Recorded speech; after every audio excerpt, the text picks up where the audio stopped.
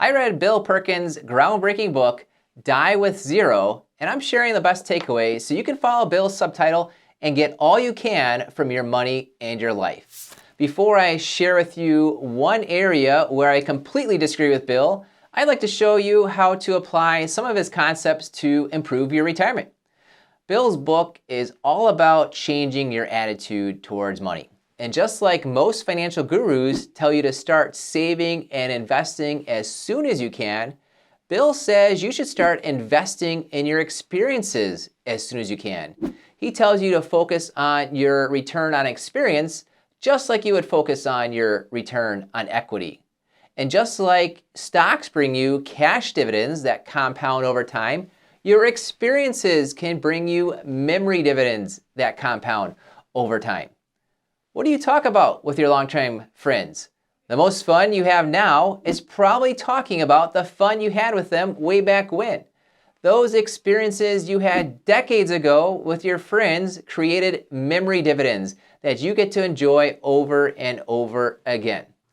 Once you have enough money, if you have the choice between investing into experiences or investing into the stock market, Bill would say, go ahead and invest into your experiences.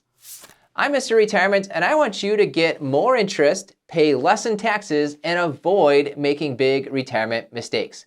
Subscribe to my channel, Mr. Retirement, so you can stay up to date with all the latest trends on how to get the most out of your retirement. Another great concept Bill shares is to time bucket your life. Just like you might have heard of the buckets of money concept, where you invest your money based on when you need it, you should invest your time into activities that fit into your time of life best.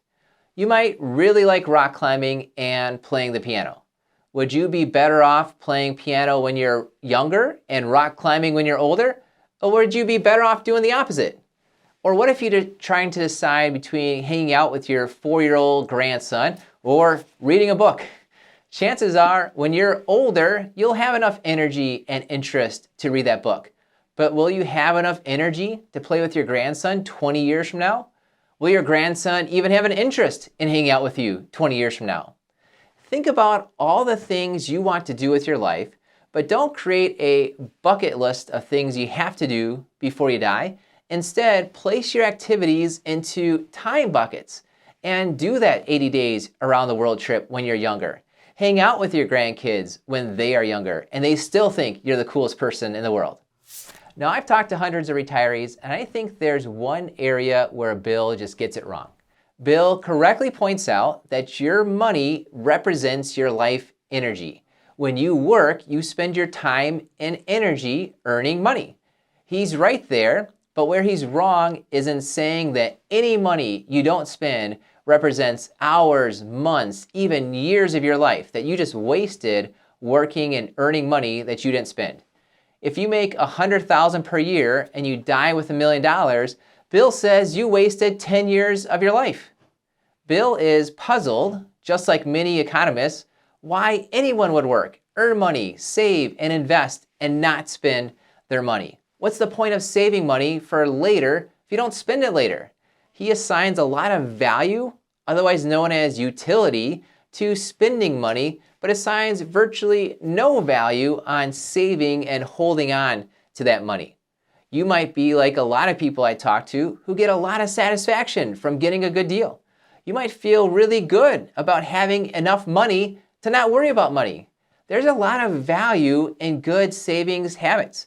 There's a lot of value in knowing that you have a comfortable amount of money set aside. I've got a retired client who every month I send $3,000 from his investments into his checking account. And because he's such a good saver, every month he takes $100 from his bank and puts it right back into that same investment account. If that sounds like you, then know that it's okay to not die with zero. It's okay to be a saver, not a spender.